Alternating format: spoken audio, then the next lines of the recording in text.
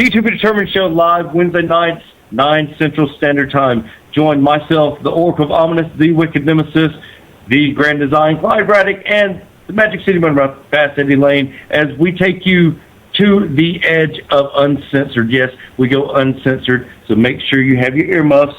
Ask your parents, for those of you that are a little young, maybe under 18, but make sure if you have any heart conditions or any mental defects, please listen, because they may take effect right here live every Wednesday night, 9 Central Standard Time. Beyond Ringside Radio Network, beyondringside.com. The views and opinions expressed by the Oracle of Ominous, the Wicked Nemesis, are of my own and no one else, nor do they reflect Beyond Ringside. So, ladies and gentlemen, due to the graphic nature of this program, listener discretion is advised. 10, 9, 8, 7, 6, 5, 4, 3, 2, 1, 0.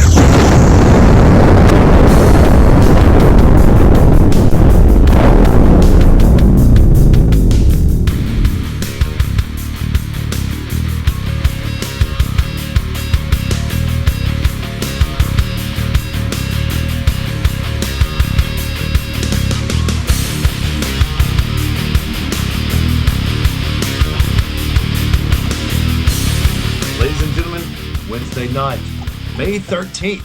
It is Wrestling Wednesday right here at the To Be Determined Show live, Beyond Ringside Radio Network, beyondringside.com. We have our plate completely filled tonight. We have an appetite for destruction, and we completely scrape the plate here on the To Be Determined Show. I'm the Oracle of Ominous, the Architect of Intellect, the Wicked Nemesis, your host on this magical mystery ride, on this, as I said earlier, this auditory of wrestling intercourse, because we're going to smooth you over tonight. We're going to rev you over, and we're going to give you the stick finger right here on the To Be Determined Show. Let me welcome in everyone tonight, the horseman of the apocalypse of wrestling radio right here. He is the host of Beyond Ringside Sunday nights, 5:30 Central Standard Time, Beyond Ringside Radio Network. He is also my producer and the greatest co-host that Underdog could ever ask for, Fast Eddie Lane. Eddie, how you doing tonight? Wonderfully well. It's been a great week so far, and I will sit back and use my favorite phrase: anybody caught causing drama will be shot on sight. A man that has represented the Sevenfold Saints on 2 continents and 6 states in the last 4 months. He is the final solution of professional wrestling, the Grand Design, and one of the toughest motherfuckers you ever meet, Clyde Braddock. Braddock, how you doing tonight? Man, I'm here, guys. I'm here. And that's all we can ask for, is for you to be here with us tonight. And to my right, on her phone, she is my much better half, the ever gorgeous Angie Travis. Angie, how you doing tonight? I'm wonderful. AJ's one of my favorites, so very excited. So why'd you do? Oh, there it went. There you go. There you go. It's fucked. Now we're gonna notice who's on. It's fucked. Oh, no, Jesus Christ. It's Now, all. You posted it on Facebook. It's not a surprise. my much better half. Let's give him his proper introduction. This is great. Now you better make this extra. Yes, we're gonna make this extra because the man deserves a man that is a heavyweight champion in 2 different promotions. A man that is the GCW heavyweight champion, the UIW heavyweight champion. A man that has caused so much heat and stirred up so much shit that he can only be the Macon Monster. A former 2-time NWA World Tag Team Champion. One of the best motherfuckers you'll ever meet. If Clyde's the toughest, this man is one of the best. A man that this Saturday, he will be defending his UIW Heavyweight Championship against a formidable opponent in Mad Dog Dan Sawyer at UIW at their 6th anniversary spectacular, which will also include their Hall of Fame for 2015. He is the one and only, the real deal, AJ Steele. AJ, how you doing tonight? I'm doing wonderful, but I gotta tell Eddie he's got to take the bullets out of that gun, because he said if anybody brings some drama, they're getting shot on sight. Well, I'm on the show tonight, so it's drama-filled. So, Eddie, you might want to take them bullets out of that gun. Mr. Steele, I will lay it on the line as simply as this. There is no way in mortal hell that you can cause anywhere close to as much drama as hashtag PTBLOWME can possibly cause me right now. Okay. Well, I don't know. I'm going to give it a shot. Dude, you're a breath of fresh air considering all the bureaucratic bull squat I have had to deal with from Robert Cuthbert and Roof and the Hawaiian streaky-haired one who can't seem to quite figure out which way is up. Okay. Well, we're gonna help you out with that. We're gonna get them straightened out. But anyway, it's a pleasure to be back on the show once again. You know, I always have a good time when I'm on. I'm glad that you guys have invited me on once again. So let's get the ball rolling. This Saturday, Mad Dog Dan Sawyer, first off, you get to see this man on the 16th, and then in the confines of a steel cage, literally a match that ends careers and shortens careers on the 30th in Pell City. So let's not get ahead of ourselves. The 16th, this Saturday, UIW, Temple City Rec Center. You can find it. It's right beside their town hall, right beside the biggest playground that you've ever seen that nobody goes on, and right beside possibly an airport. I'm not real sure. That's great. Well, the number one contender is Mad Dog Dan Sawyer, and you will face him this Saturday. What is your thought process going into this? Because the last time that I saw you, I had a little run-in, which, you know, we got that. We're past that. We're past that. Yes, sir. Yes, sir. It's just weird how promotions work out. Let's break kayfabe for a second. Is it not? I mean, I beat AJ still up with Dan, and then now I'm managing AJ for the first time ever on the 30th. You got to love professional wrestling. Yeah, like I said, we had a little speed bump in the road, but we got past that, right? Yeah, well, of course. We always do. This is professional wrestling. Okay. You and Clyde had the best match of the year in January. You and Clyde put on a wrestling match. Both of you guys did shit that I know both. I've known both of you guys. I've known Clyde for 3 years now. I've known you for almost 9 years. Right. You guys did shit in that match that guys of your size and you just don't see it. You guys put on a professional wrestling match that fucking had great psychology, and I've told everybody this. That is match of the year. I'm sorry, that's no offense. I'm still paying chiropractic bills from that match right now. Shit, me too. But you guys beat the shit out of each other. Yeah, we did. Exactly. And then AJ, I mean, Clyde pinned you in the ring. Peanut showed his stupid ass out there, but you know that's another story. Yeah. You guys, I mean, isn't professional wrestling great in that aspect of where there's enough respect wwhere then you guys are tagging in what could be the second match? I mean, let me tell you. Well, if you just, like you said, there's a lot on the plate tonight. You just gave me a lot to answer in those questions. But let's deal with Dan first. This Saturday, UIW heavyweight title match. I will be defending the title. The strategy, to be completely honest with you, my strategy for this Saturday night is to beat the hell out of Dan so that he does not make it to the steel cage on the 30th. Thank you. Dan is very well respected in the business. I know that I train harder than Dan. I know that I'm better than Dan. I know that I'm stronger than Dan. I know that I'm faster than Dan. I do a hip toss better than Dan does. Spits salmon. I know that Dan knows that come this 16th, this Saturday, Dan knows that I'm going to beat his ass all over Temple, Georgia.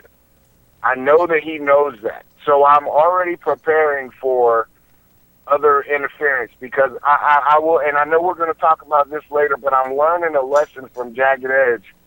These guys always have a backup plan because their plan A, B, C, and D never work. They never work because I beat them I beat them to the point where A, B, C, and D, they go through the entire alphabet. So I know I'm looking at the door, dude. I got people in the locker room that's watching my back because I know that Dan is you know, I used to say that I respected him, but Dan is just really not talented and he smells bad. Did I hear? What was that? I think it was Eddie dropping his fork on his plate for the second time. Really? Did I scare? I mean, maybe let's see what happens when I say it again.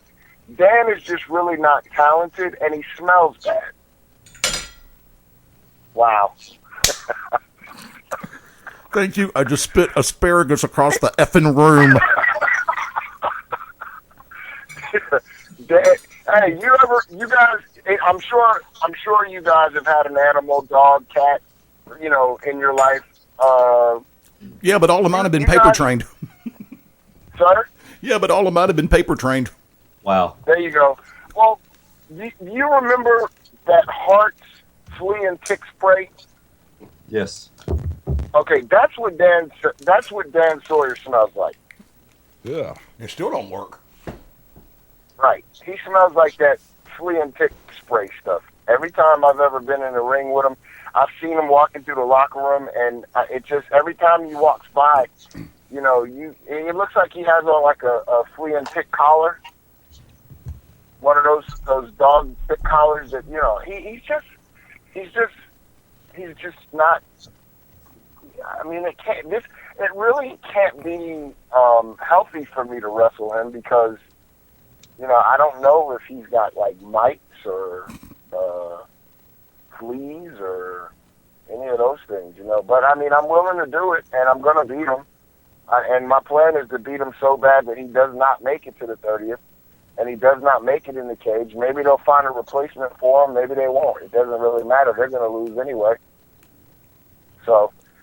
This is You true. know, that's my take on the whole situation. He smells like it's really bad meat or really good cheese. I mean, you know, Really bad like meat. that stuff you find in your Really good- refrigerator that you're like, this smells horrible, but it could be Uh-huh. cheese. Okay. So, Do me a favor. Let me cut in for a hot second, and I really want to hear 3 different answers to this from 3 different individuals on this show.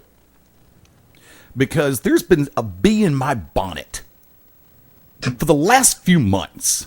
Nobody knows what the fucking bonnet is anymore. you should drink to that. It's a Anyone phrase can drink to by that. it's a phrase by a vowel.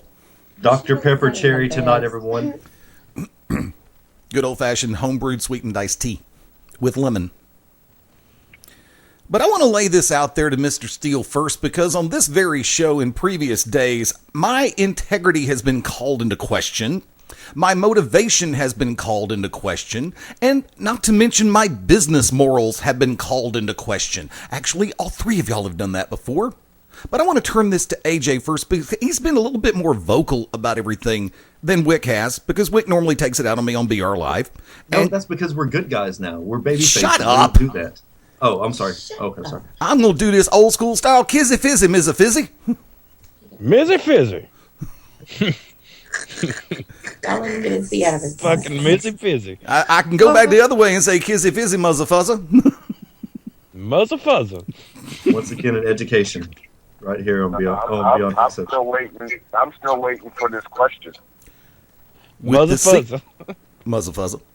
With the sequence of events that transpired at the end of April 25th, do you still question my motives? Do you still question my integrity as commissioner? Do you still have a hard time trusting me when I put it all out there for all to see? For the powers that be and their new little buddy? As well as the foundation, which did you incredibly effing wrong, against you, Spiral, Bull, Cook, and the Saints. Inside the confines of a steel cage, elimination style. No surprises, nothing up the sleeve. 12 men involved in a war. 1 team wins. Still don't trust me? Eddie, I'm gonna tell you just like this, and everybody that knows me knows exactly how I am. I keep it 100. I keep it 1,000. There are very few people in life, and definitely in this business, that I do trust. So if I told you I didn't trust you, it was for a reason. And 9 times out of 10, I probably still don't completely trust you. However, due to the events that have happened, I do see that the way I saw those guys has clearly changed, and you took one hell of an ass whooping, to be totally honest with you. And I do feel as though it wasn't necessary to physically put a chair to your head the way that they did, because you are not a wrestler. You are not a worker. So to me, that was completely uncalled for. In this business, and I'm sure that everybody that's on this show right now can relate, people stab you in the back on a daily basis. Whether you know it or you don't, whether you hear it or you don't, eventually it comes out. And I've always said, you can go back and read Facebook, everybody shows their true colors, whether it takes a minute, an hour, a day, a month, a year, 10 years. They all show their true colors eventually. They have shown their true colors. I have shown my true colors. You may have shown your true colors. If you want me to apologize because at a point I told you that I didn't trust you, I'm not going to, because trust is something that is earned. Right. Did you earn an ass whooping for what you did? Absolutely. Do I look at you in a different way? Yes, I do. Do I just go out and say, well, now me and Eddie go to the Waffle House and eat together? No. But I do see, I'm not stupid, and I do see things for what they are. So, like I said, I'm not going to apologize to you for saying the things that I said, because, number one, I was pissed off about a lot of things. I am guilty by association because of who I was associating with at the time. And, you know, we make bad decisions in life. We run with some people who don't necessarily have our best interests at heart. So with that being said, Eddie, you can rest assured that on the 30th, I'm coming there to do business, and you know how I do business. Once Yes. I'm focused on something, if it's to beat it, then beat it is what I'm going to do, by any means necessary.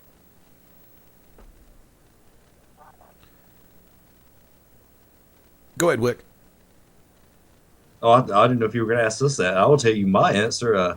I've always trusted you. We just have a back and forth here, and we were on different sides of the law, so to speak, at GCW. Clyde and I did what we wanted to, as always. The problem is that we have your back in this fight, and with the exception of Bull, I really like all you guys. Bull's okay, but I don't like him. Okay, he's okay. He's right. He's all right, yeah. Clyde, your response. All right, my response. First of all, what in the hell is integrity? And second of all, you know, Eddie, I always like you. I love your vest. If nothing, I respect you for the vest alone. But I mean, you know, just playing around, having a good time. Sometimes you got a little bit more upset than I thought you should have. And you may have thought that I didn't like you, but I like you, Eddie. That's why I give you a hard time. Dude, So- you're the Captain Planet of Beyond Ringside. Oh, Yeah, God. you are the fucking Captain God. Planet with that green Well, belt. it could be worse. You could have called me Ryan frickin' Seacrest. However, No, We don't definitely not. You hadn't Seacrest. reached that honor yet. see, Don't nor his forget about income. Seacrest. Hey, Eddie, I could have called you Stan Robinson. I can Wow. kick you in the nuts and run. See, I'm trying to keep all Eddie, my man, you gonna have to. You need something else. You need a skateboard. Or I got something. one. I stole one from Marty McFly's dumbass. Yeah, that's the one you need. You need to get far away from AJ if you kick him in the nuts. Fucking hoverboard. Language, that The shit. fucking hoverboard. You better, Jesus Christ. That's what I'm talking about is a hoverboard. I've seen one. I want one.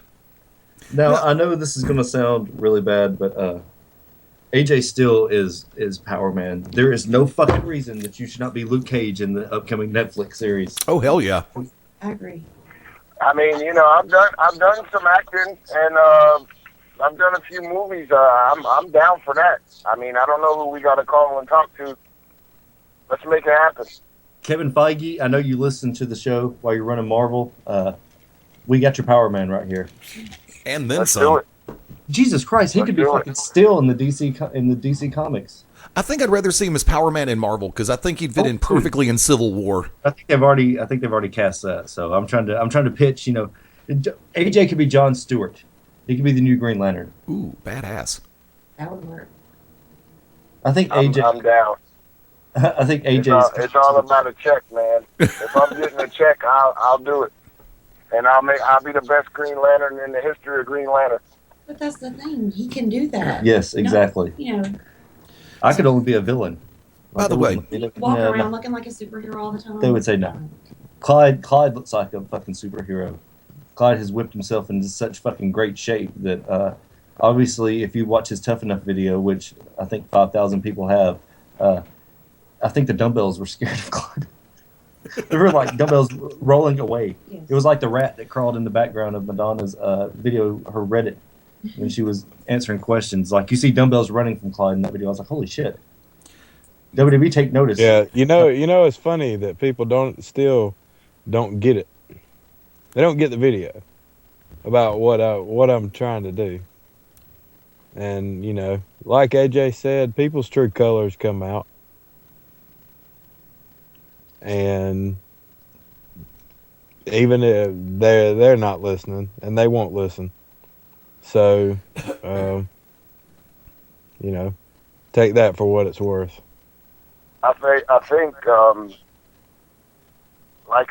like he said, I don't mean to cut him off, but Clyde is one of those guys that will get overlooked right now, but he'll keep stabbing at what we're doing and what he's doing right now.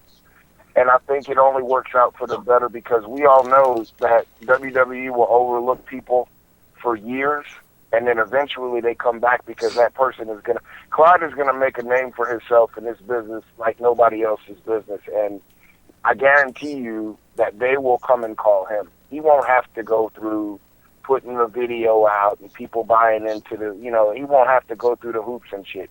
I believe that the WWE will finally see Clyde's talent, and then they will search for him. He won't have to necessarily. I mean, and when I say search, I mean they're gonna notice him because of the talent, because of the noise that he's gonna make in the independents.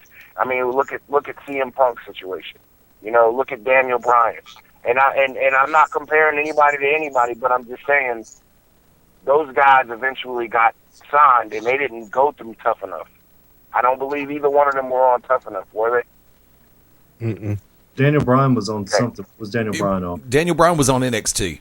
NXT? Okay. Okay, but what I'm saying is they brought Daniel Bryan in. Daniel Bryan didn't have to go through Tough Enough in order to get a job on NXT. Correct.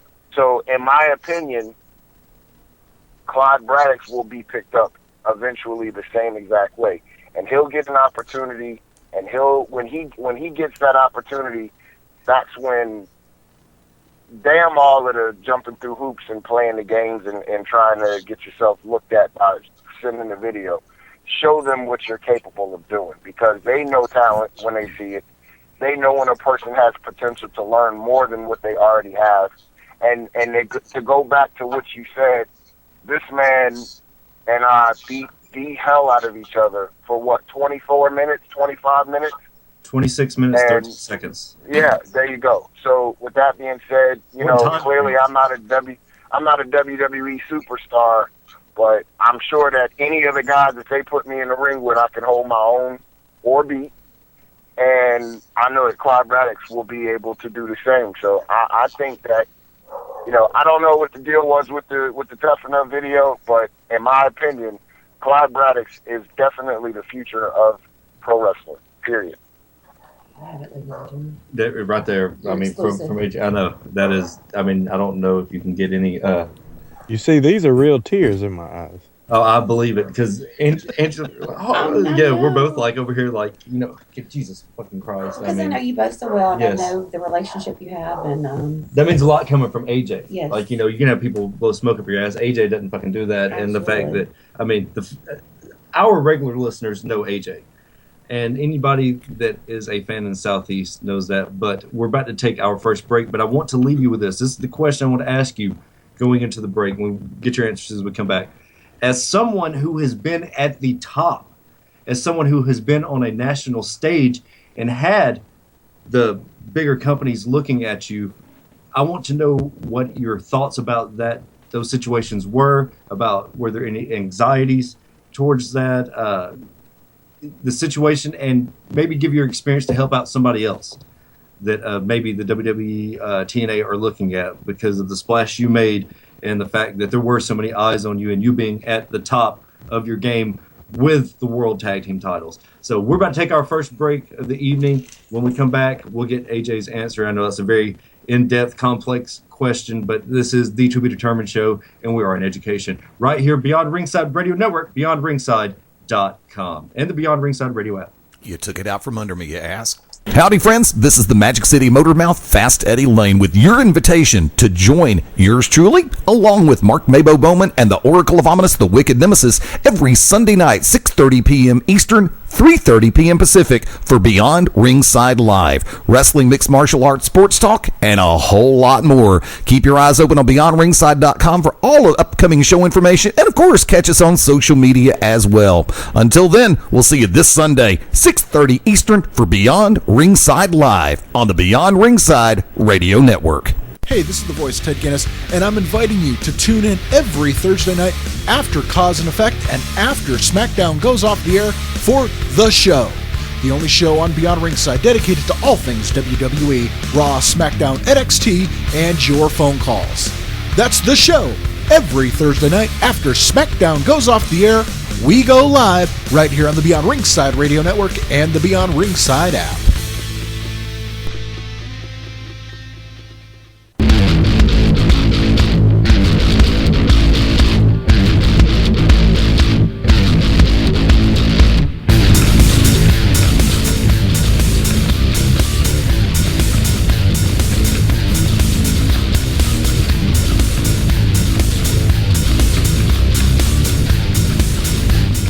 There's just Like a 30-minute conversation about gorillas. What the fuck is going on? Silverbacks are so 90s. This is the To Be Determined show, Beyond Ringside Radio Network, BeyondRingside.com. Thank you to everyone checking us out on the Beyond Ringside Radio app on all of your mobile devices. You stream up as well. Want to give a big shout out to Jeremy Hurst and Teresa Hurst listening to us live. The Deadhead Jeremy Hurst, big shout out. Yep. Now Jumpin' Jack Farmer. Jumpin' Jack Flash. Jumpin' Jack Farmer. That's It's a terrible promo. Look up worst promos as soon as you finish listening to the show. I was Go doing check word it out. association.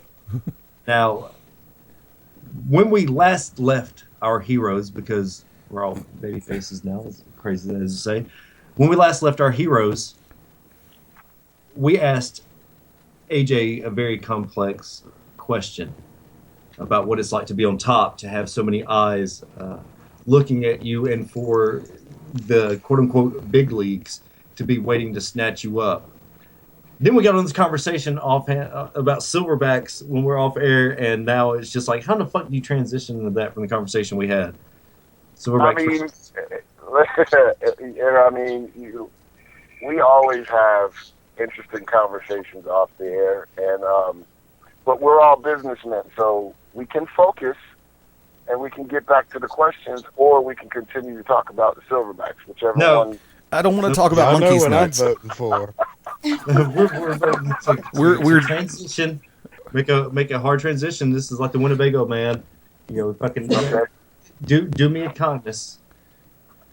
What was it like to be on top, to have so many eyes looking at you, for you to be at the top of your game, and for there be such a splash that you were on a national scene? And how can the younger generation, the guys that is about to happen to, work with that? Were there any anxieties? Yes. It's, like you said, it's complex. It's sort of difficult to just say straight answer, because when we won the tag belts, we were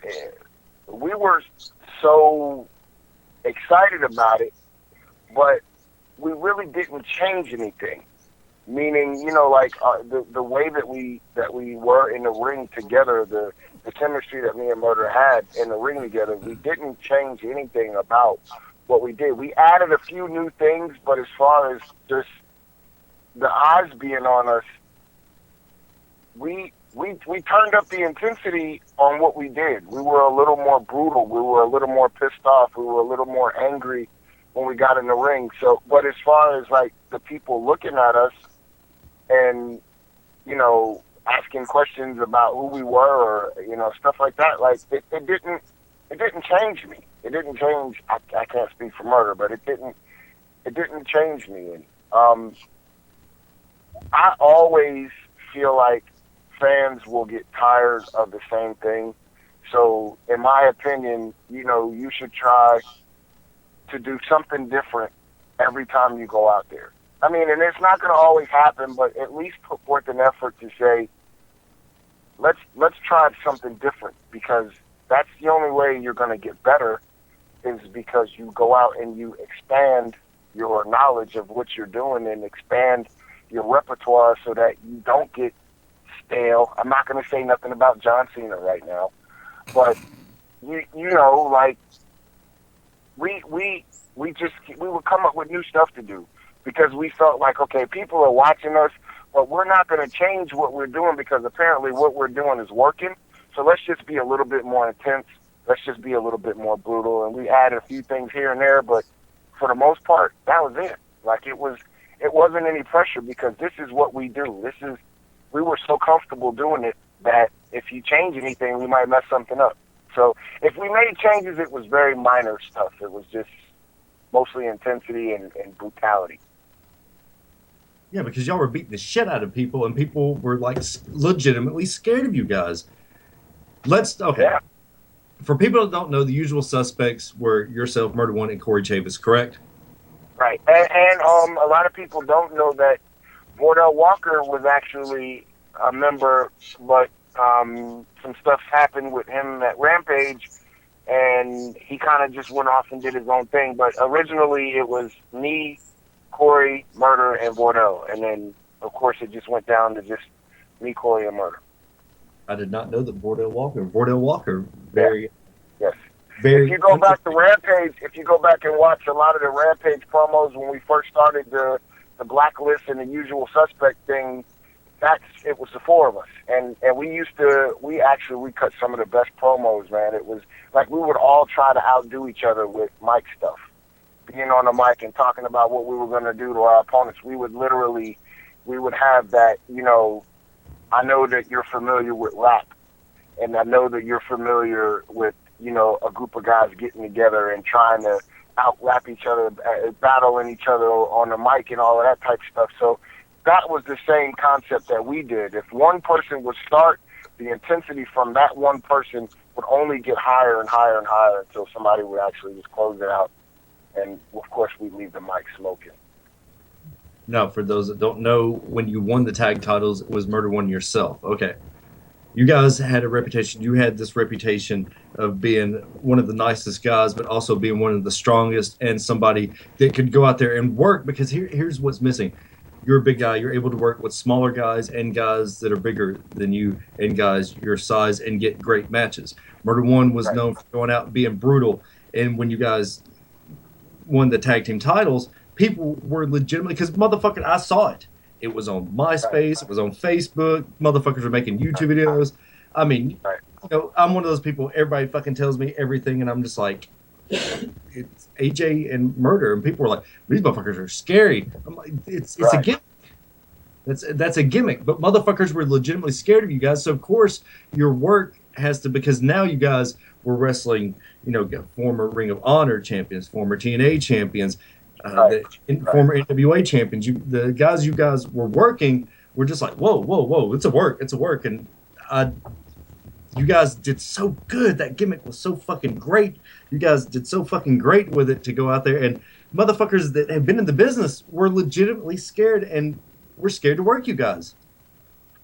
I've heard that.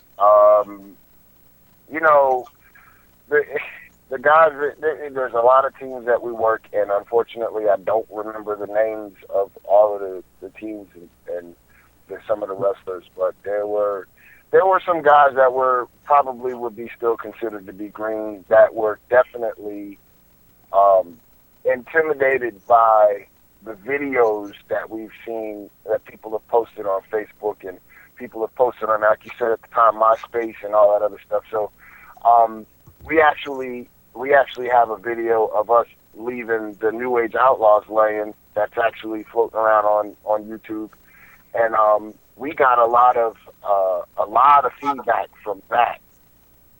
And when we would go, and actually that happened before we won the NWA tag titles, and then we worked the Outlaws, and then after that we won the NWA tag titles. So we were already catching a lot of feedback from us leaving the Outlaws lane, and then we turned around, we won the tag titles, and then it just kind of got out of hand, sort of. So we kind of just took the ball and literally ran with it, because if you didn't come there to work hard, then you probably shouldn't have come at all. That was kind of what our mentality was, and like I said, we took the ball and we ran with it, and it was a beautiful thing. You talk about Corey Chavis. You talk about Corey Chavis being part of the Usual Suspects, and I want to ask you about Corey Chavis's influence, because, in my opinion, the Dark City Fight Club, which Clyde Braddock and Steve Styles wrestled, they are the most underrated NWA. No offense to you, Murder. Most underrated NWA of all time. All time, hands down. Those guys were treated like shit by the NWA.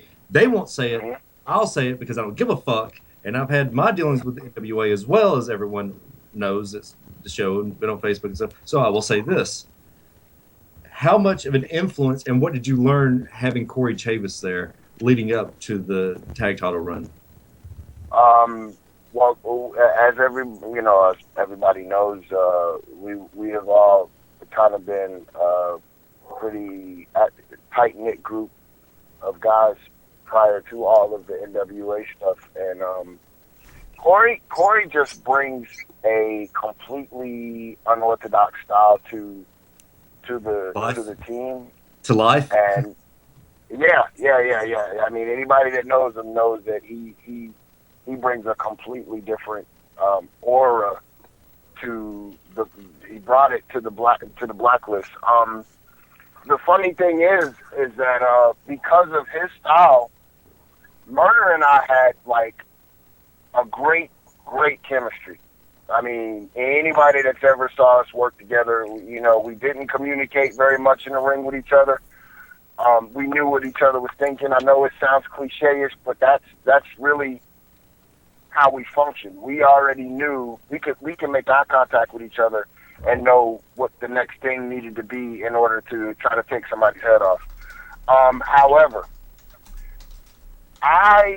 Corey and Murder tagged together as Blackout, and I'm sure you know that.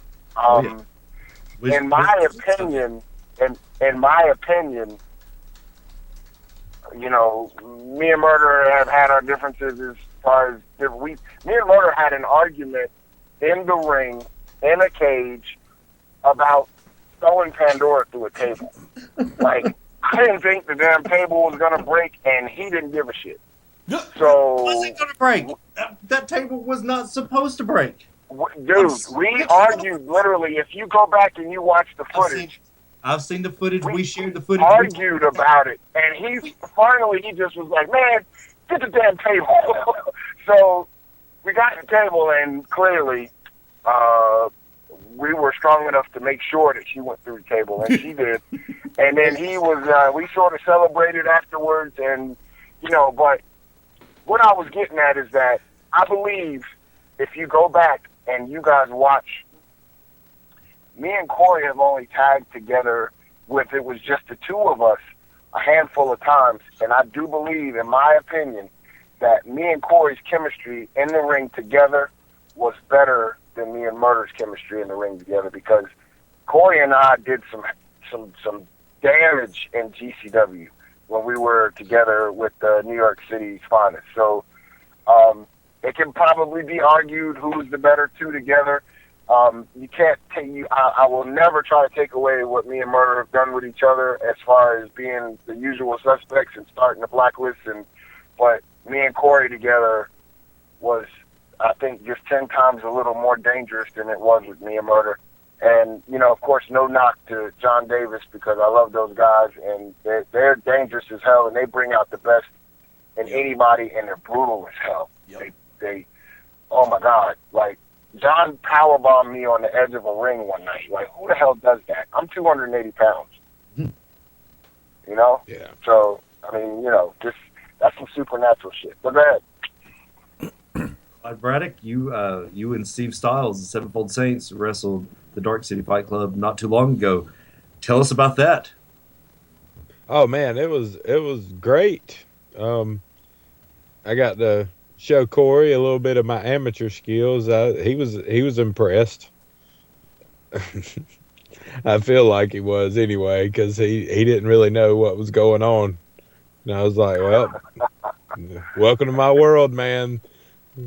But then John got in the freaking ring. He's like Lou Ferrigno. Yeah. Jesus, man. Yes, sir. I got to cut you off. Dude, he's one of the strongest men that I've ever met. Like, just naturally strong.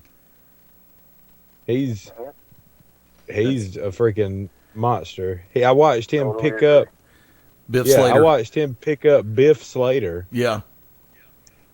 And Biff Slater ain't no little man.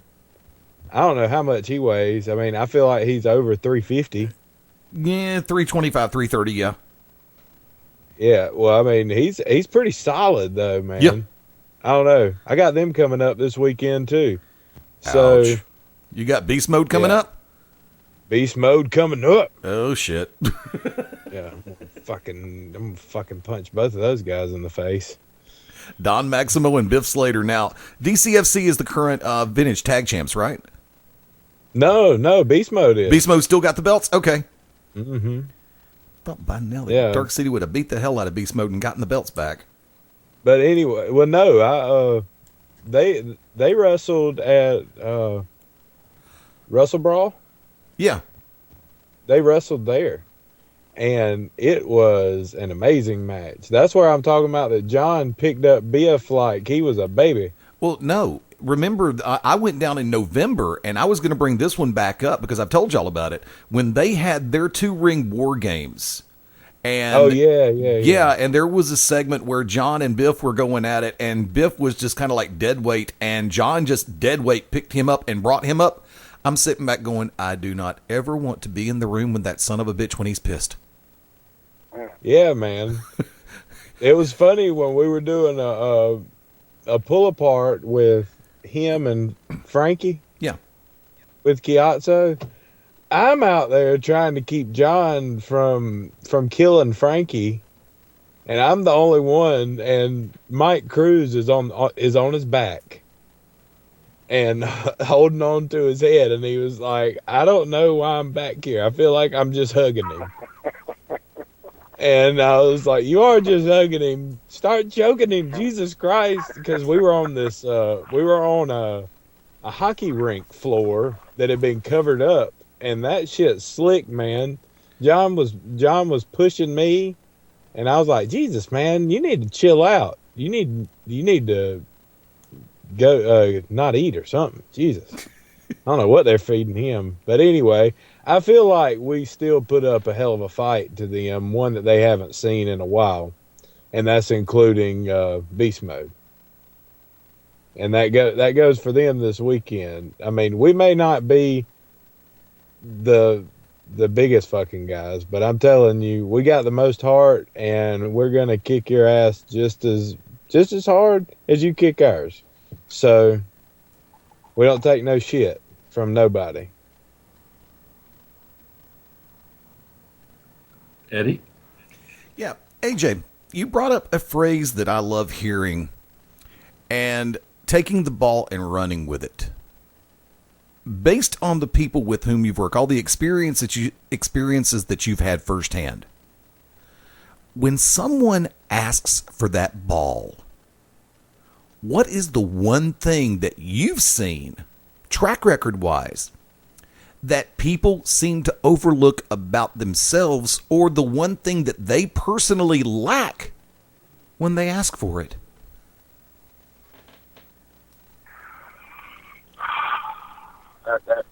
That's a good question. One of the things that I'm noticing more of lately, and Wicked and I have discussed this, is if you want to take the ball and you want to run, you've got to understand what this animal is that we call professional wrestling. You've got to understand the ins and outs, the ups and downs, the behind the scenes, the paying your dues. You got to understand all of this, because I say all of that to lead into your ego. Some of the best wrestlers in the world can go out and have a phenomenal match. They can get in the ring and do magic with any and everybody that they're getting put in the ring with. But if your attitude and your ego sucks outside of the ring, I don't really give a fuck about how good you are in the ring. And people may not agree with my opinion, and this is just my opinion, and it's just my answer to this question. But if you're going to take the ball and run with it, your mind has got to be right on all points. Business-wise, physically, you have to be physically able to perform. Mentally, obviously, you got to be mentally prepared to perform and deal with whatever it is that you're being dealt with, as far as opponents, as far as handling business, as far as, you know, your character inside and outside the ring. Like, a lot of people are forgetting what this really is. And a lot of people forget who really matters as far as what we're doing. Like, we can be the best at this, but if there's nobody buying tickets to watch you, who are you performing in front of, and how much money are you making? So that's where the business side of it comes in. So if you're going to take the ball and you're going to run with it, you got to make sure you got all of the other stuff lined up and you're prepared to deal with. Like, everybody is sending tough enough videos in, but like, what happens when, okay, you get to the dance, but then they start talking the business part of it? Or what happens when they ask you questions to find out what your attitude is like? Because people don't want to work with, even though there's some assholes in this business, and I'm probably one of them, but people don't want to work with people that are difficult to work with. You know, and fortunately, like Wicked said, you know, and I hope that I'm answering your question, and I hope I haven't, like, kind of rabbit trailed off of it. But no, you're good. People, we have had a reputation of being a team that comes in and we're brutal and we're this and we're that. But anybody that you ask about me in a locker room, I respect everyone until you give me a reason not to. I don't have an attitude. I will work with anybody. I'm willing to do any and everything, and I'm there to work hard. I have a good attitude because I want to have a good attitude, and I'm passionate about what I do. I love what I do. Still, after 1995 is when I started training. I didn't have my first match until 96. I'm still here because I want to be. There's the passion is there, and if when you get that ball and you grab it, if you don't have all of those things in line with yourself, then you need to give the ball to somebody else. I've got one other quick one, and this is actually my Tuesday night conversation home run question. And Wick, Clyde, I'm going to come to both of y'all in the next hour, but I really want to ask AJ this one. I lead into it by this. No matter what we do, we're always still learning.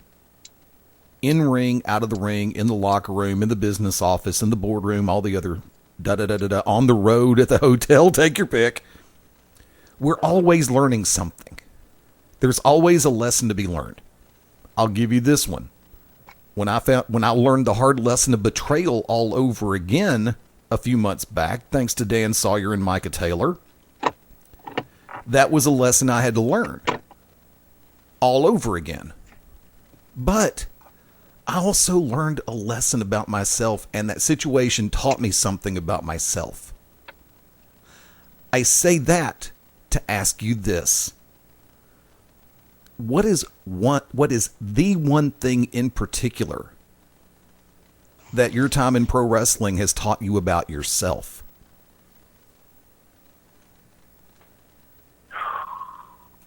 Wow.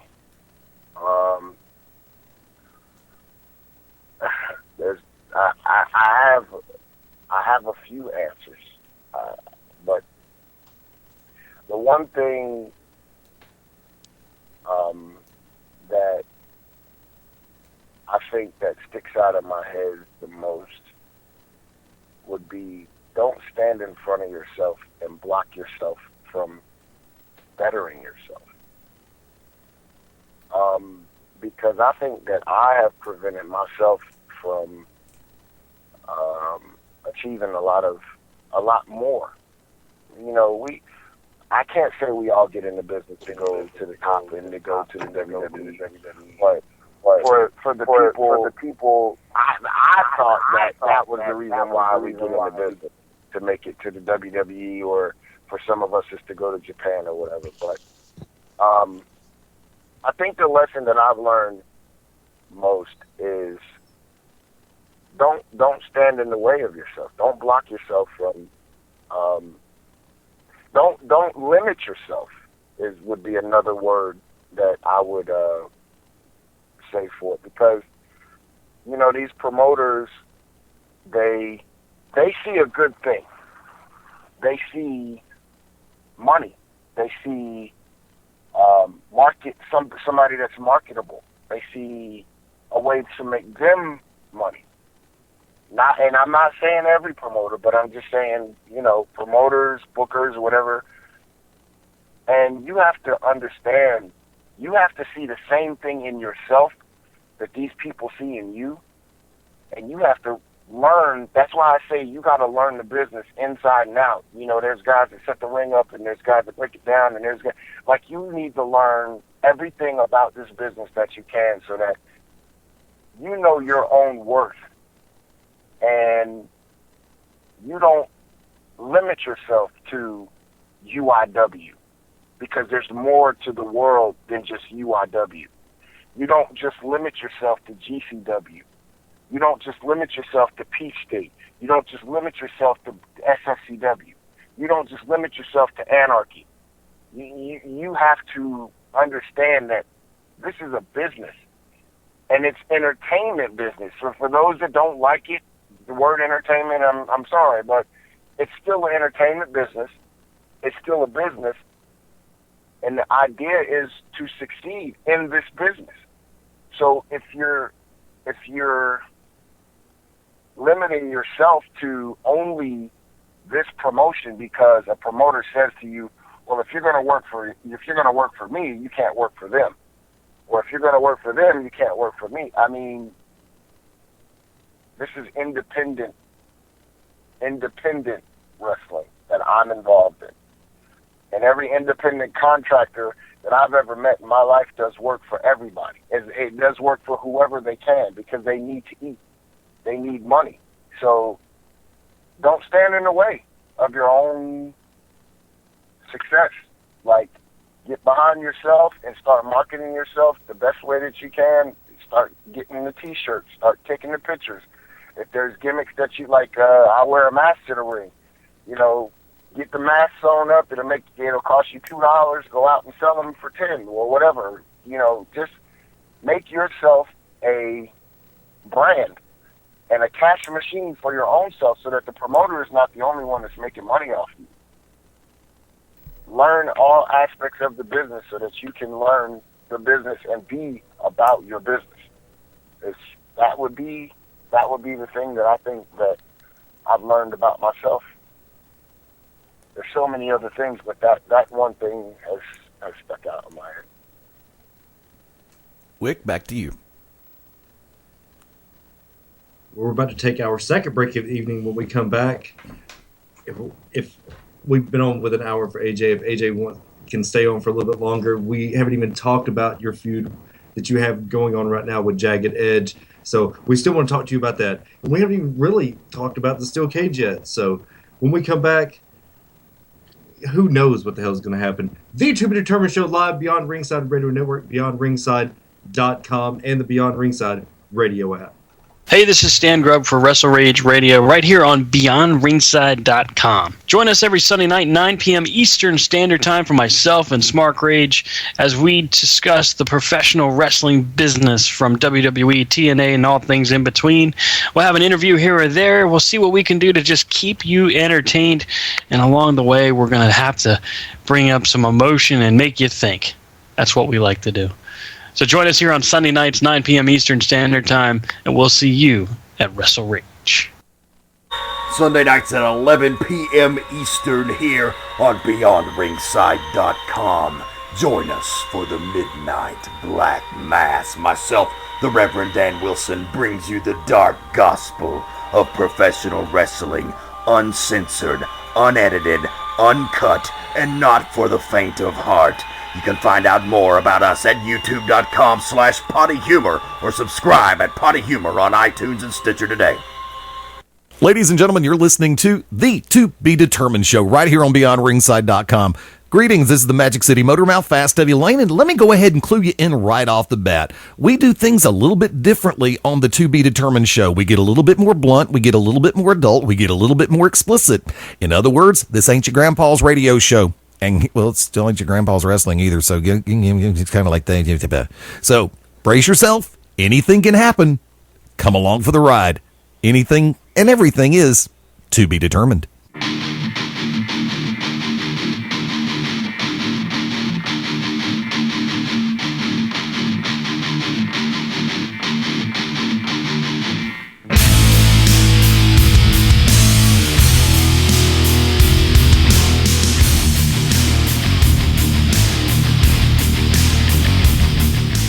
Welcome back to the To Be Determined Show live, Beyond Ringside Radio Network, BeyondRingside.com, and of course the Beyond Ringside radio app.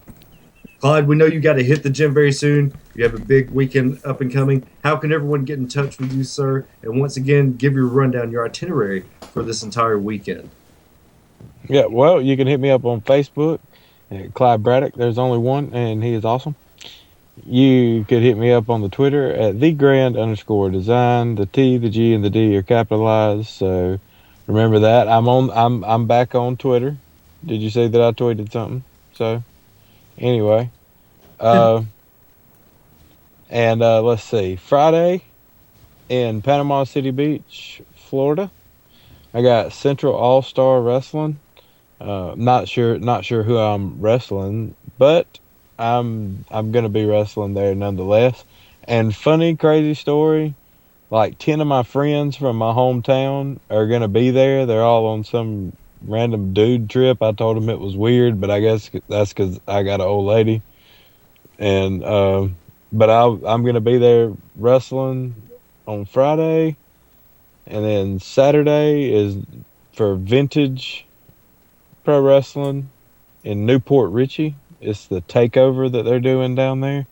It's going to be a great show, guys. I'm really excited about it. And then on Sunday, we're coming back and wrestling in Orlando. Vintage is home. We're going to wrestle in Orlando at 5 o'clock, not 7 o'clock. And that's when we'll be wrestling Beast Mode, which I'm really excited about. Because we're going to kick some ass. And if they still have those tag team titles, because they're putting them on the line the night before, then we're gonna take them from them. And let's see. That's all I've got so far. You know, we got that cage coming up, but I'm gonna let y'all talk about that. And haters gonna hate, lovers gonna love. I'm none of the above. So, anyway, guys, I enjoyed talking with y'all on the radio. Thank y'all for having me each week. I've grown to love it here on the To Be Determined show. And AJ, you've got the most respect out of me as a wrestler and a friend, always. Appreciate it. Clyde, have a wonderful evening. Go out and kill it at the gym. Oh, definitely. I'm about to run and chase that rabbit. I don't know where that rabbit is going, but they do have a thing where you can chase like shit on at my gym on the TV. It's ridiculous. But anyway, Good night. anything to make people run. I look at myself while I run, which is amazing. But all right, guys, y'all have a good night. Peace. Have a good night, sir. Good night. Now, Mert, as of recently, you've had some very, very, let's say, torturous matches, and you have had some run-ins with a man that many people know in Jagged Edge. AJ, how in the hell did this come about, and where the hell is this going? It came about.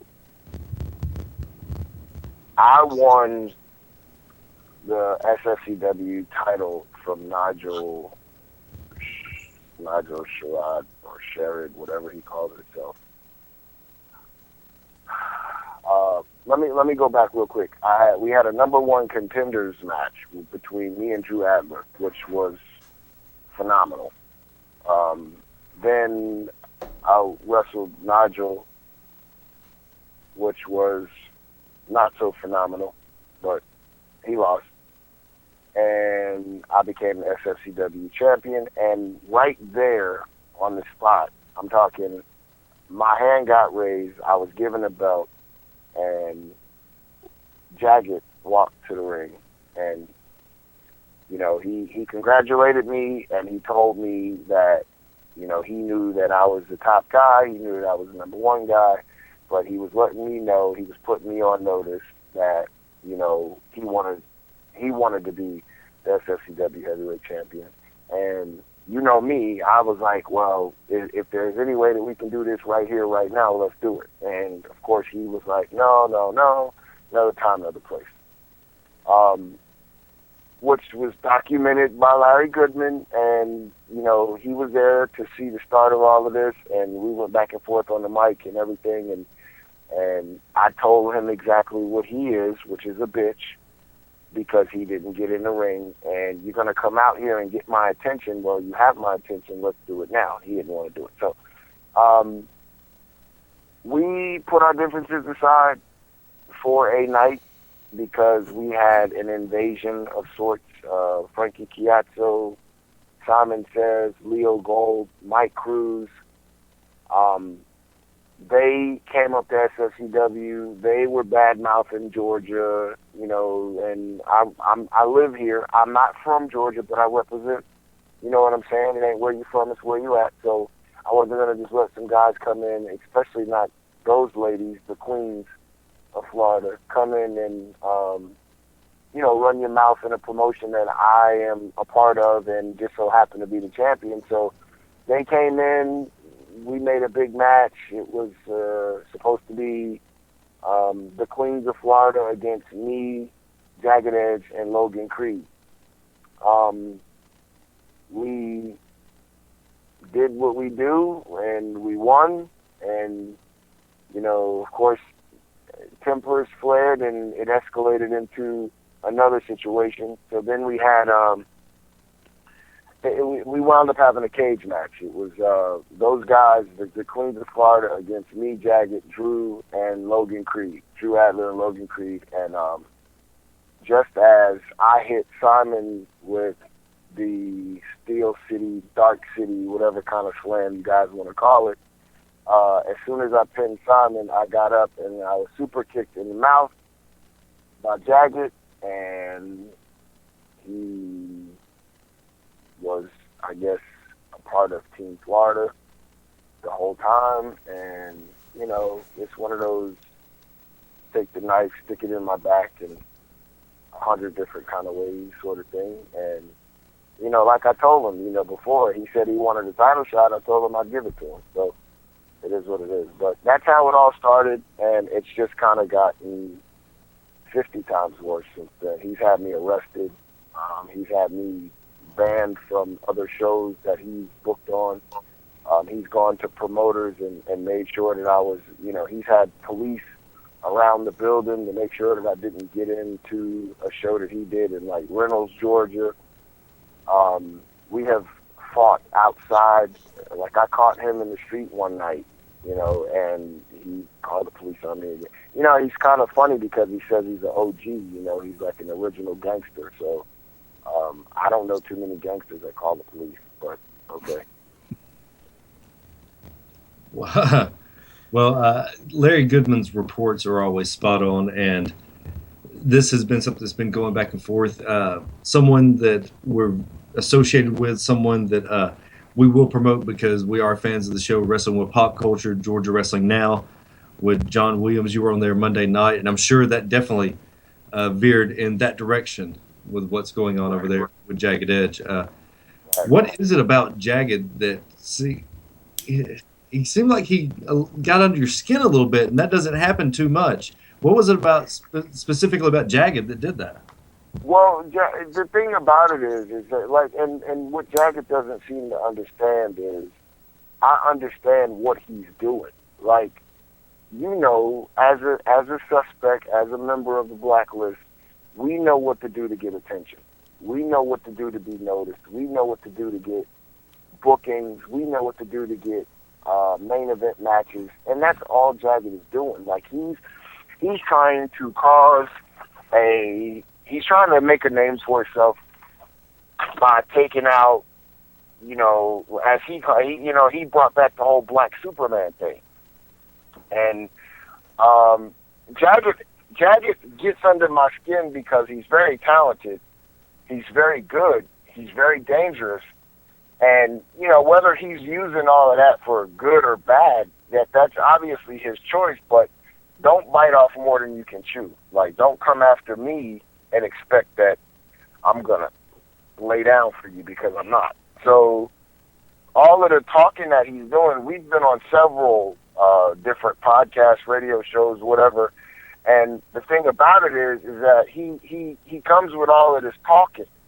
And he does a lot of talking, and he has that Dr. Brock guy, and he talks, and he's got all of these cute little sayings and these cute little, you know, cliches and all that stuff. And I'm not about that. Like, I come to fight. You wanna talk shit? I want to fight. I do what I do best, and that's beat people up. I'm a little older, which means I have less patience, and I'm quicker to beat your ass. And Jagged is just, let's talk about it. He's a coward. Like I said, he's a bitch. He just got Shane Marks, and I can't even remember the other guy's name. He got them signed to SFCW. We had a match. Jagged stole the belt from me in the cage match with Frankie and the Florida Queens. He stole the belt. He left with the belt. He didn't beat me for it. 2 weeks ago, he actually pinned my shoulders to the mat, because Shane Marks and himself gave me like some kind of spike pile driver off the top rope. And we all know that it's been documented that I've had neck injuries and I've had back injuries over the last 20 years.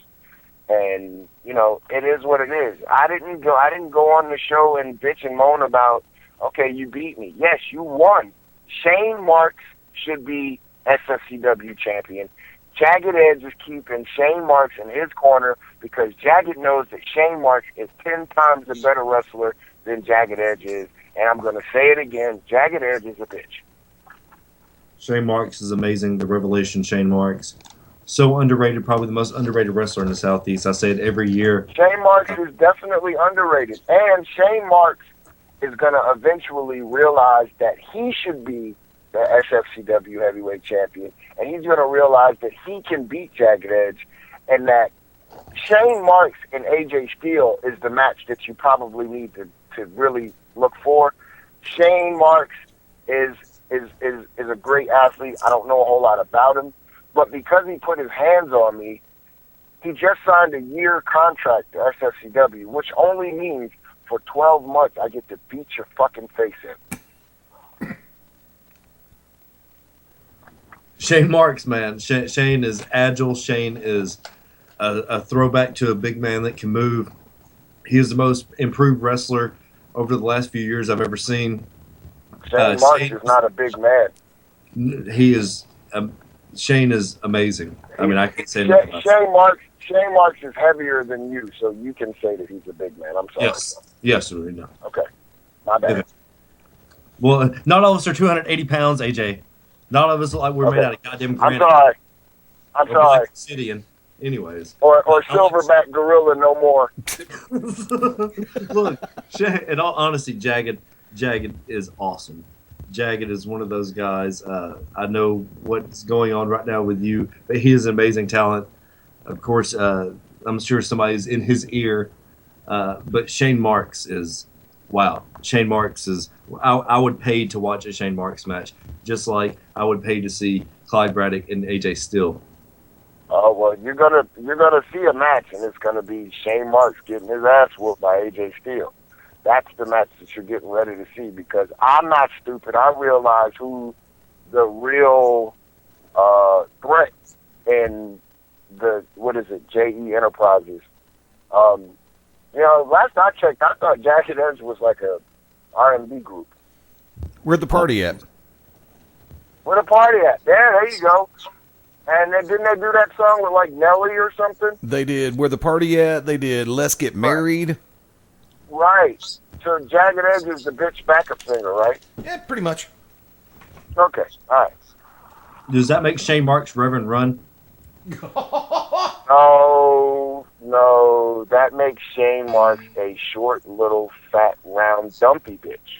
Wow. Wow. But speaking of short bitches, Joshua O'Hagan, who I will be facing this Saturday, yes. Oh my God. Wrestle. Listen, let me tell you something. There's two things that I want to say about Joshua O'Hagan. There are, you know me, you've known me for a long time. You know that there's a lot of people that we both know a lot of the same people. And there's very few people in the business that, I don't like to use the word hate. You know, my mom always told me not to use the word hate. It's not a good word. You're supposed to love thy brother. Fuck that. I hate Joshua O'Hagan. I hate Joshua O'Hagan. Okay? I hate Joshua O'Hagan so much that when Clyde Braddock was throwing him like a rag doll the last time we were at GCW, I almost, like, you ever been so excited you almost like squirting your pants, like pee yourself? Like a little bit, just a little bit. Please don't make me be the only one that sounds like a 5-year-old right now.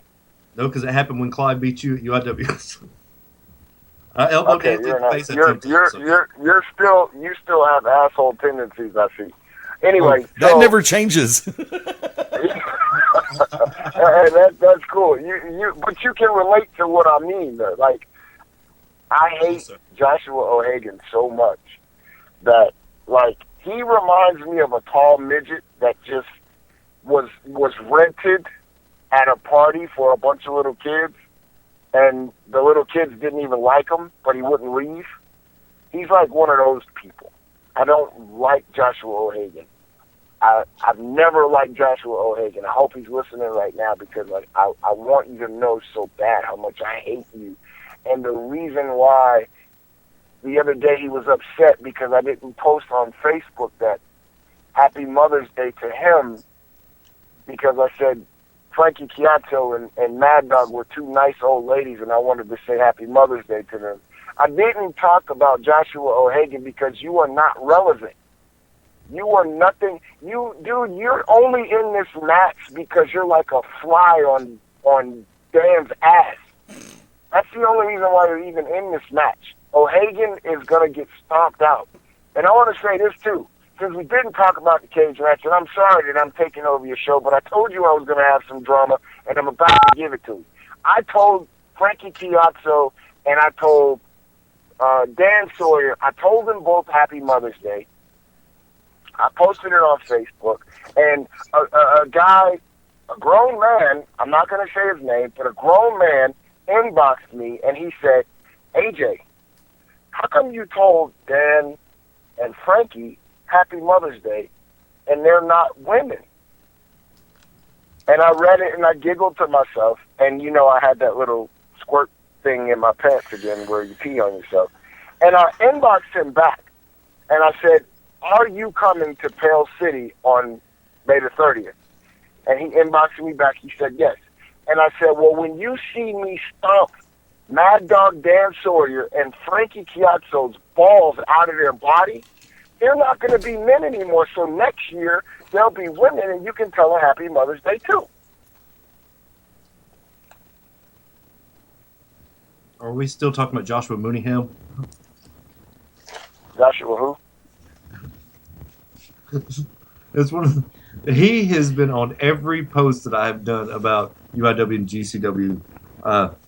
One of the fans, UIW, he is obsessed with you and Pandora. No, and I don't know. I don't know. But I just thought that it was funny that I was going to beat the hell out of Frankie and Dan, But, it is what it is. I'm so surprised that more people didn't even flock to that post, because I think people were confused because they were like, why? But for those, I'm surprised that Joshua Hagan didn't hit you up and say, a happy Father's Day to you, because the way Josh's mind works is it's opposite day. Like, he thinks that he is part of Dan's quote-unquote crew, when we all know that Joshua weaseled his way into that situation. Josh should not be in this steel cage match. You just explained a very, very big part of this to me. You said that Josh thinks that it's opposite day. Yes. So that means that Josh's 5'2" ass probably thinks that he's really 6'5". And since it's opposite day, he probably thinks that he's really a factor in this match. And since it's opposite day, he probably thinks that they're going to win. And since it's opposite day, he probably thinks that I'm not going to put my foot in his ass. Well, let's talk about the teams now that we're all here. Eddie, of course, being the commissioner, you are, I want to say, the captain. Oh, captain, my captain of our group. Now, on one side we have Mad Dog Dan Sawyer. We have Micah Taylor. We have Francisco Chiazzo. We have Mike Cruz. We have Simon Says, and we have Joshua Hagan. Okay. On our side, we have yourself. We have Spiral. Now, you and Spiral have had quite the back and forth as of recently. Clyde and I don't know if the episode's up yet, but Clyde and I had to pull you two apart in the middle of an interview. We heard you guys getting loud. We just rushed in. Veronica Fairchild looked scared as hell. Right. Because we had to pull you guys apart. Now, Spiral. Then you also have the Sevenfold Saints. You know Steve. You know Clyde. We also have, Dylan Cook and Leon the Bull Stresser. A lot of people have been giving Leon shit, saying that he shouldn't be in the steel cage match. Namely, one person giving him so much shit is Joshua O'Hagan. How do you feel about our team, and how do you feel about Josh talking shit about Leon being irrelevant? I mean, to me, it's an irrelevant person trying to make himself relevant over somebody who wants to be. Like I said, I can't stress enough about how I don't like Josh. So with all of that being said, I think that due to circumstances, I know that there's some issues that have gone on between Leon and I think Dan. Didn't Dan and Leon have a run-in not too long ago? Oh, yes, they did. Okay. So with that being said, you know, anybody that has, and Eddie, you know what? I don't want to get off, you know me, I'll start rabbit trailing, but remind me, Eddie, I got a question for you because you posed a question to me earlier, so I got one for you. But anybody that has an issue with Mad Dog or has an issue with Frankie Chiazzo or any of the Florida Queens or Micah Taylor, if you have an issue with them, you are more than welcome to come into that cage with us, because if we obviously have a common enemy. And Eddie, my question that I have for you is, since you questioned me earlier about, you know, about your loyalty and about your trust and all this other stuff, do you see now what I tried to show you months ago? Matter of fact, a year ago, when I was telling you that Micah Taylor wasn't no good, and I told you that Dan Sawyer wasn't any good. Hey, the Dan Severn's you mustache. see what I see and what I tried to show you a year ago, but you didn't listen to me. But now your eyes are open, even though the swelling has gone down off of that chair shot that you took. Are your eyes now open? I'm going to say something that's going to surprise you, because you used my favorite word in the previous segment on 6 different occasions that I remember counting. Business. I have an obligation. I'm going to lay this one out there. I'll tell you this to tell you next. And let's go ahead and blow through the bottom of the hour break. Let's take it on through. As far as it goes with Micah Taylor, I've had a hard time trusting him from the get-go. And that, my friends, is a shoot. I'll work on that sound effect. That's legit. From that vantage point, Micah Taylor is one who has always had his own agenda, his own game plan, and his own way of seeing things. And if you don't line up with his perspectives, there's going to be a little bit of problem there. I haven't trusted Dan Sawyer since 1997. Chair shot 1. Actually, 98 was chair shot 1. 97's when I first met him. The trick to the trade is... like you need to learn how to duck. Hit me when I'm looking, bitches. Don't hit me. Probably would. Don't hit me from behind. Don't hit me from the side. Come at me man to man, eye to eye, face to face, nose to nose, 1-to-1. End of math. Because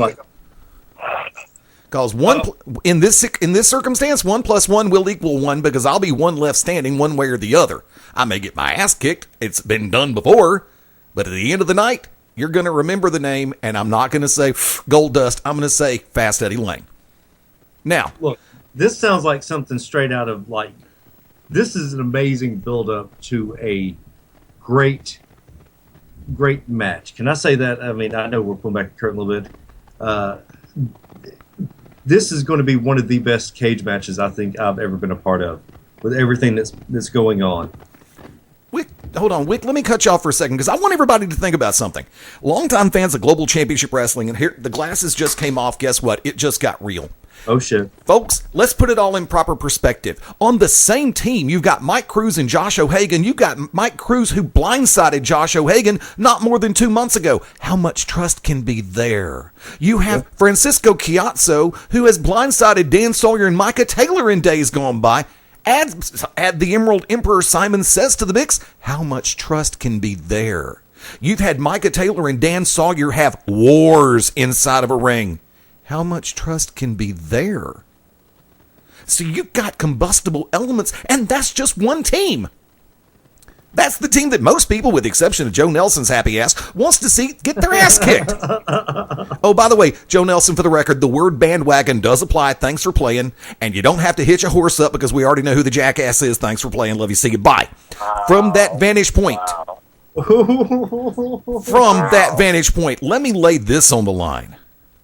I don't want it to be referred to as Team Lane or Fast Eddie Lane's team. I would rather it be known for what it is, and this is straight up, kids. I would rather this team be known as the spirit of GCW, because when you put everybody side by side, when you stack the dominoes one on one,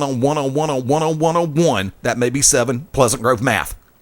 The fact of the matter stands, you have people like Clyde Braddock, who started out humble, who continued to work, who lost weight, got stronger, got better, got faster, became more intelligent in the ring, learned, especially under the guidance of the Oracle of Ominous, the Wicked Nemesis, one of the best managers the Southeastern region, and I dare say the national television scene could use somebody like him. Truth Martini sure as hell doesn't fucking count. There's your obligatory F-bomb for the week. Then you take Steve Styles, the Lord of the Limelight. He has continued to improve. He has continued to get better. You can see the evidence every time he steps into the ring.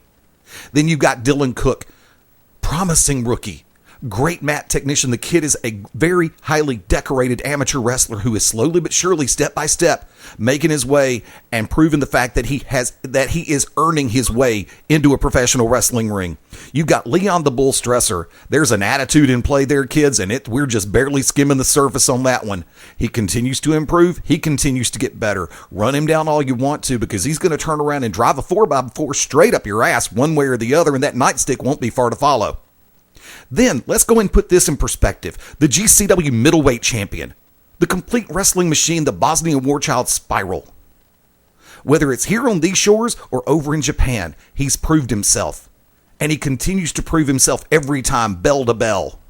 And then, you want to put Mount Olympus into play? Let's go ahead and bring in the current reigning GCW heavyweight champion.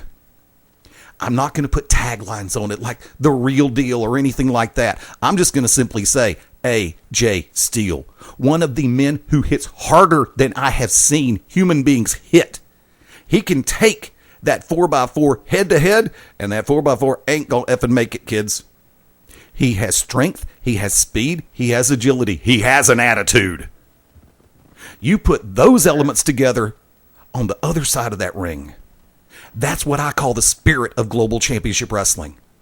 Because of the simple fact of life, whether you love them all the time or hate them all the time, they're straightforward with you. They come at you 110% full speed ahead. There's no deceit. There's no trickery. There's no bullshit. There's no mind games. Plain and simple, you've got professional wrestling at its finest. It doesn't have to be a faction, a group, a stable, clean the flies, or anything that you want to attach as far as the realm of quantification. What it is, gifted, talented, professional wrestlers who want to win every time. That, in my book, represents this team. That's why I call it the spirit of GCW. End of story. I know one thing. Wicked and Eddie both know that how I felt for about 3 weeks after the last cage match. And I feel like the last cage match didn't get the recognition that it should have gotten, because at this point in my life, that was the absolute best cage match that I have ever been. And I know that sounds crazy to say that it's the best cage match that I've ever been involved in, but there were things that happened in that cage match that changed people's lives. And I'm speaking because it changed mine, because like I said, you don't leave out of a match like that looking at things and putting them in perspective. Like, for a few weeks after that match, you have to question, can you continue to compete on that level? Any time you step in a cage anywhere, it's going to be very taxing on your body. But to be able to compete with these guys, and a lot of them being younger than me, and a lot of them not being in the business as long as I have. There are some that have, but we all have one thing in common, and like Eddie just said, we none of us come to lose. None of us come to the ring to lose, and putting all of us. Last time I think it was 8 guys in a cage. This year it's even more, and I will say this: the plan that I have in my head and the vision that I see, I'm going to do something that I've never done in a cage match before. I'm not going to tell anybody what that is, but I have a plan, and I don't plan on losing. The last time I was in a cage match, I was the last man in it, and I won. But I promise you guys, I promise anybody that's listening, I promise the fans of GCW, I promise the people of Pale City, anybody watching the video, AJ Steele is going to do something in that cage match that he's never done in any other cage match before. People have talked about it. People have wanted to see different things from me. I promise you, you will not leave there with, trust me. Please come to the Pale City on the 30th, because I guarantee you'll be shocked and amazed. See, 280-pound guys are not supposed to be able to do what I'm going to do that night. See, I've got to put this in perspective. Saturday night, May 30th. Pelham? No, Pell City. Sorry, kids. I wish we were having this show in Pelham, because for as much as I love the Pell City Civic Center, it may not be big enough. The Pelham Civic Complex may not be big enough. For everybody listening to this show, I'm asking you point blank to mark your calendars, make your plans, tell your family and tell your friends who you know are pro wrestling fans, not just sport entertainment. We're not going out to sports entertain you. Whether it be the announce team, the referees, the ring crew, concession stand, Global Warfare 2015, or Global Warfare 5, however you want to put it, both apply. I know the card. I've got it here in front of me. And top to bottom, for wrestling fans of all ages and all tastes, you've got some who like the high-flying lucha style. You've got some who like good old-fashioned, hard-hitting professional wrestling. And I'm going to lay this one out there. I want you to think about something. There was a simile that I wanted to put in Mr. Steele's direction a minute ago. Because if you want to talk about hardware, if you want to talk about deconstruction and construction, AJ Steele has got a bulldozer in his arsenal, and it's called that right hand. If you've never seen anybody throw a cross, I'm surprised that more jaws have not ended up in the bleachers. And that's just early in the match. But I will tell you this. I guarantee you, I know there's so many different ways that people can spend a Saturday night. But if you call yourself a fan of professional wrestling and want to see it at its finest, I will look for you in Pell City for Global Championship Wrestling. And when it comes time for that 6-on-6 cage elimination match, the Global Warfare main event, you will be amazed. Go, Wick. This is the culmination of so much. Since everybody's going into mode, here I am. AJ Steele's one of those guys that you want him on your team. I look at the team that I am going to be managing, and I'm happy with it. Say what you want to about Leon, but Leon goes out and gives 100% where other people show up just for a payday. Dylan Cook, great mat wrestler, great high school wrestler, great amateur. The only thing he needs is guidance. Well, who better to guide him than the Wicked Nemesis? You look at Spiral. I can't say enough about Spiral. Spiral is one of the best wrestlers today. Spiral is a guy that will give you 100%, and he expects his opponents to be able to take that 100% Because if not, he's going to beat your ass down even further into the ground. If you want to do some Scott Steiner math, Joshua Hagan, 1 minus 1 equals 0. You have to make it past me on the 16th. Think about that for a fucking second. 2 people that are going to be in the cage match on the 30th may not make it. When it says cards subject to change, it's for a reason. The reason is for things like it's going to happen this Saturday. Dan Sawyer against AJ Steele. Dan may not make it out. Joshua Hagan against the Wicked Nemesis. 2 out of 3 falls for Steve Styles' U.S. UIW Heavyweight Championship. You guys know me. I've been with the fans. I've been against the fans. At UIW, the last time we were there, I had to choke a bitch. What I'm going to do, Joshua Hagan, is nothing. I have managed against this guy probably more than anybody. I have managed this gentleman 5, maybe 6 times. I know Josh better than Josh knows Josh.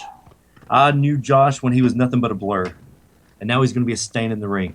Because I'm telling you guys right now, I have him right in my sights. AJ is going to take care of Dan. I'm going to take care of Josh.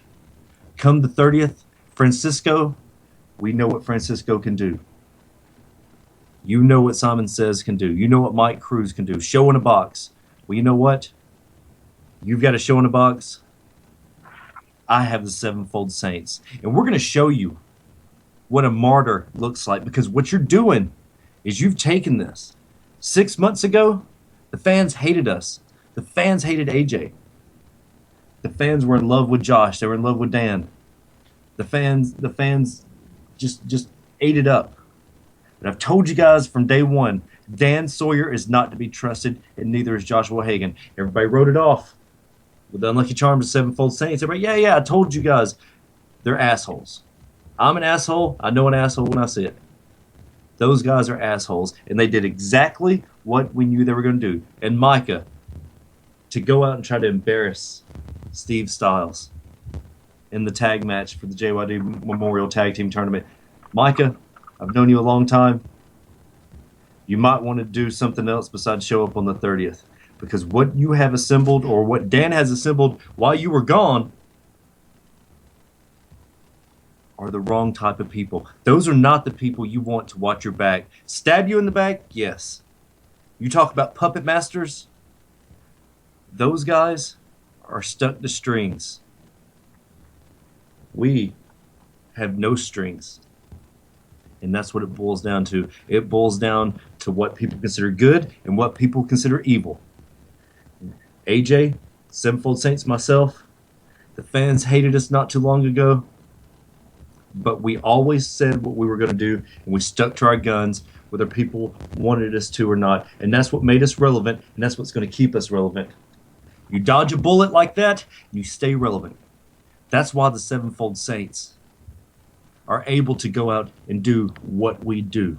Steve Styles, Clyde Braddock, AJ Steele, Spiral, Dylan Cook, Leon the Bull Stresser. That team is going to do something special on the 30th. I know that every one of those guys will be there.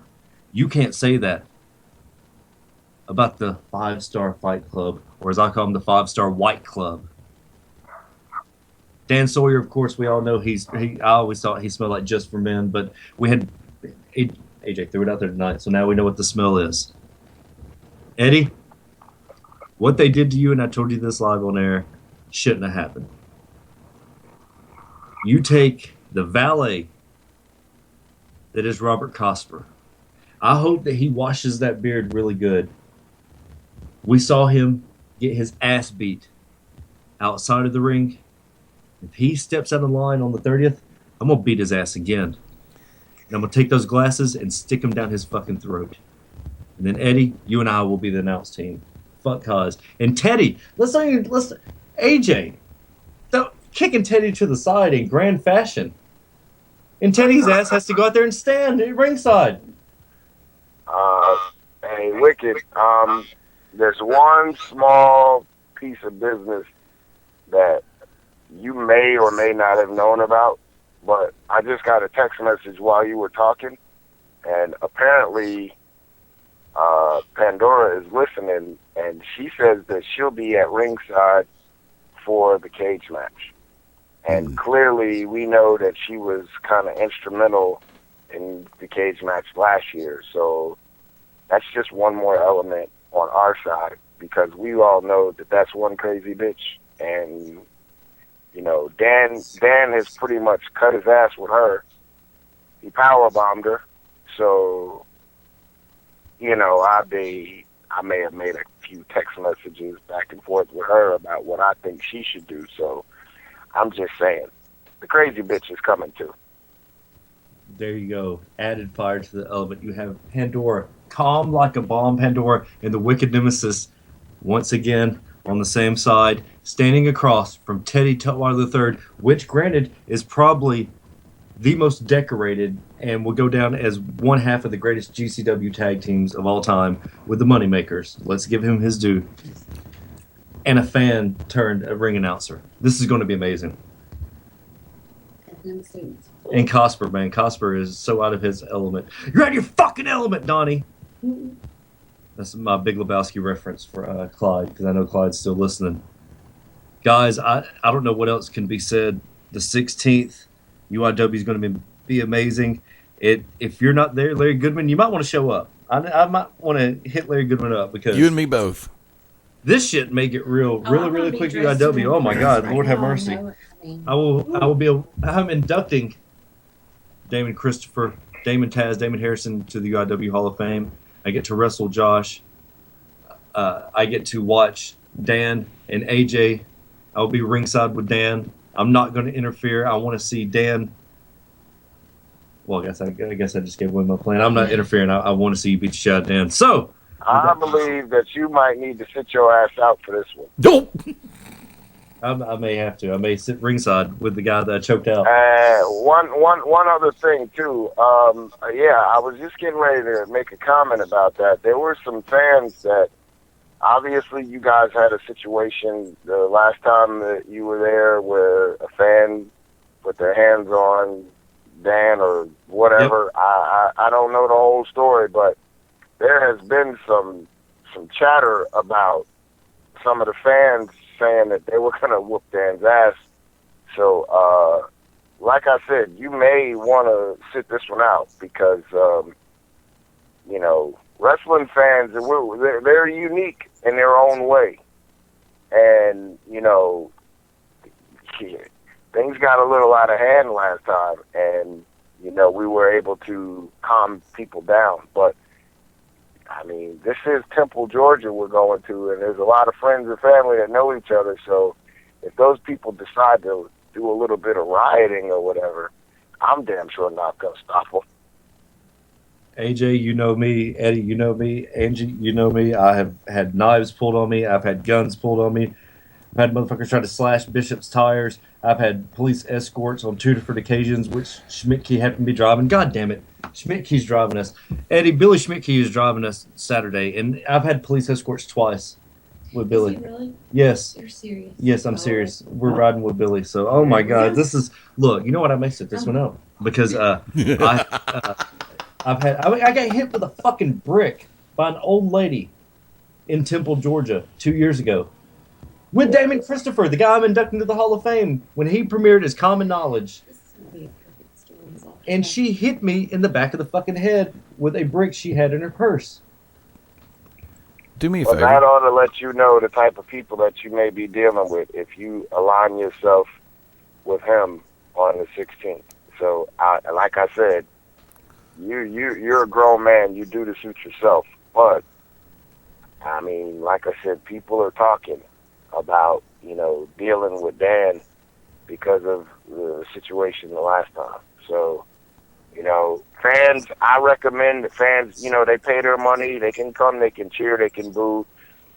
You know, when I was involved with the suspects, we had situations where we were actually in Temple, Georgia, and the police were called because apparently they didn't like what we did to Pandora one night, and, you know, shit got out of hand.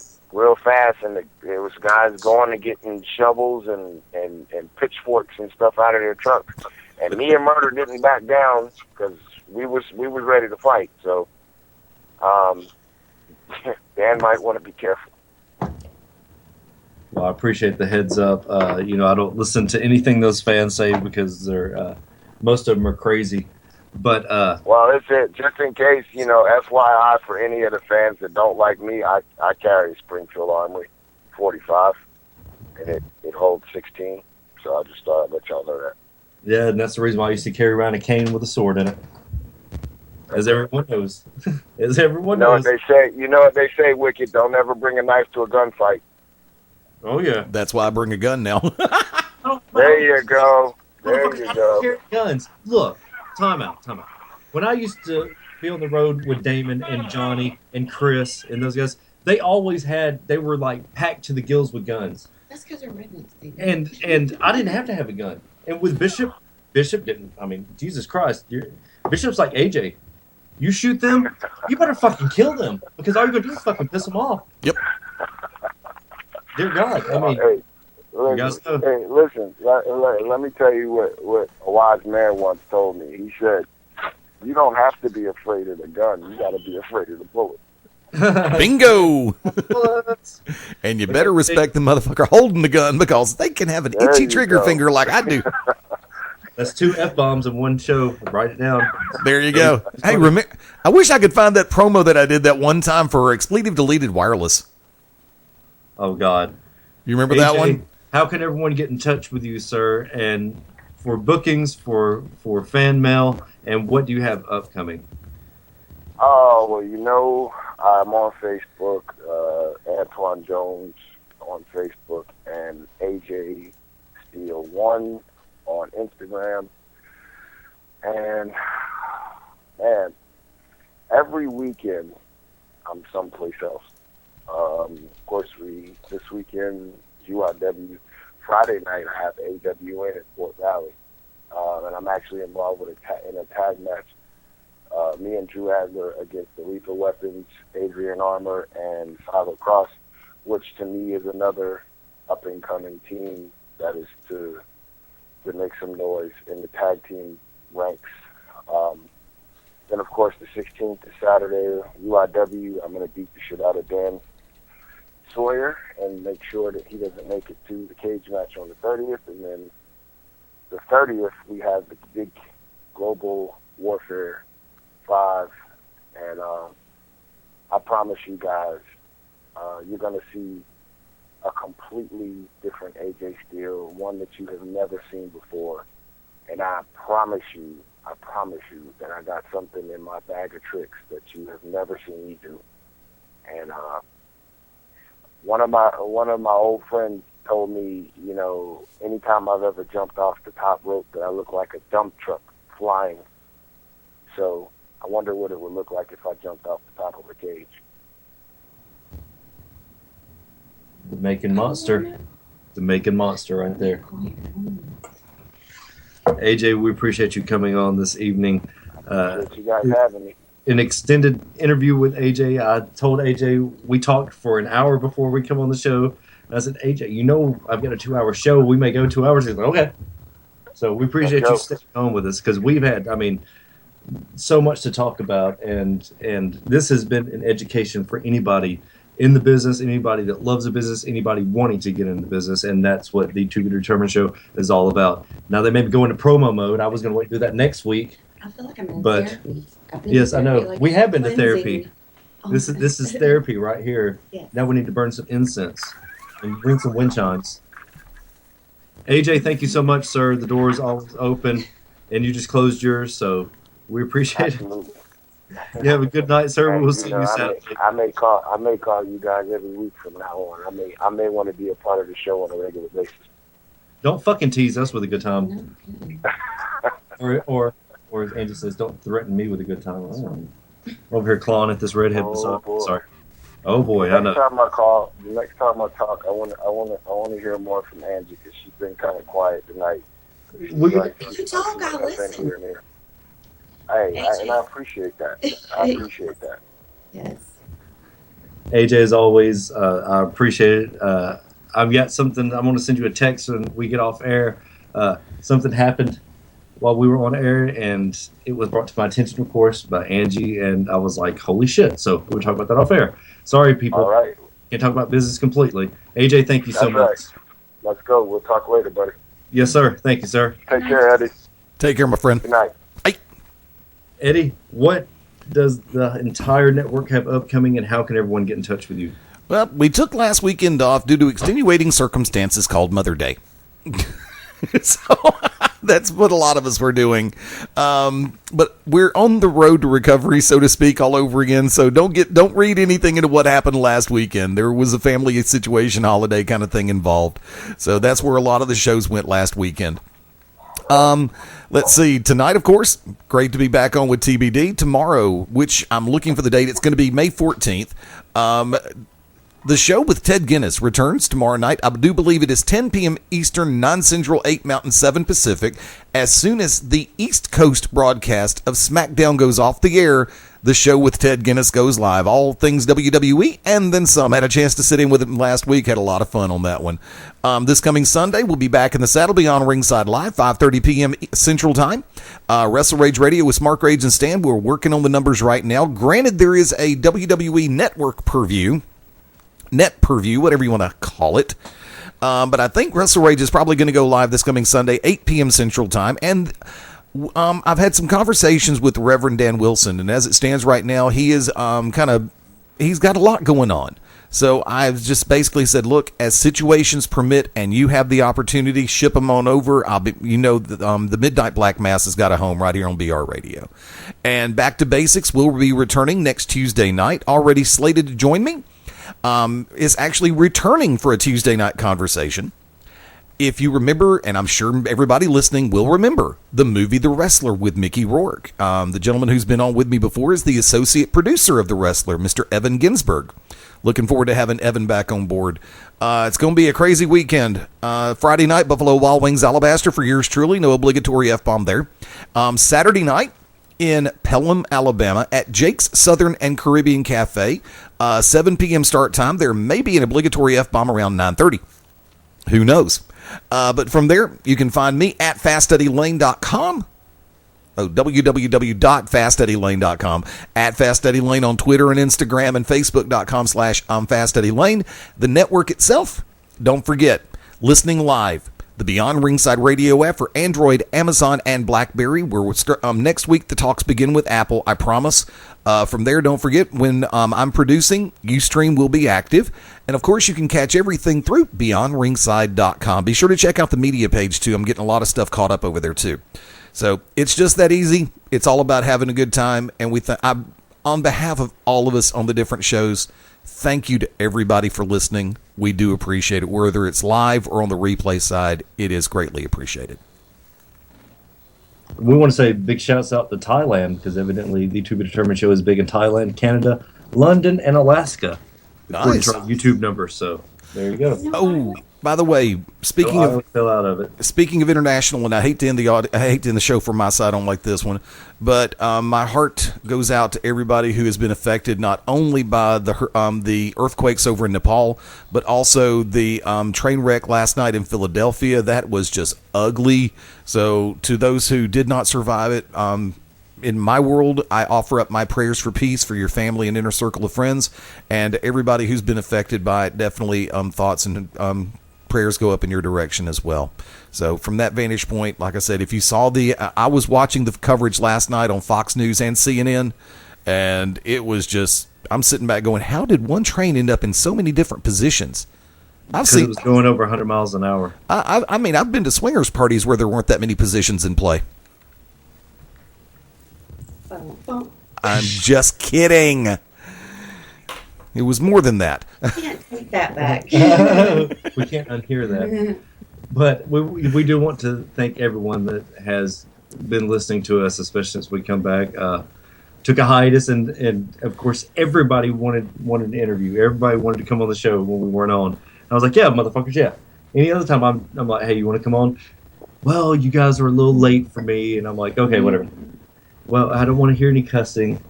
Well, go fuck yourself. That's what we do here. We cuss. There's an explicit warning at the very beginning of the show. And in the middle.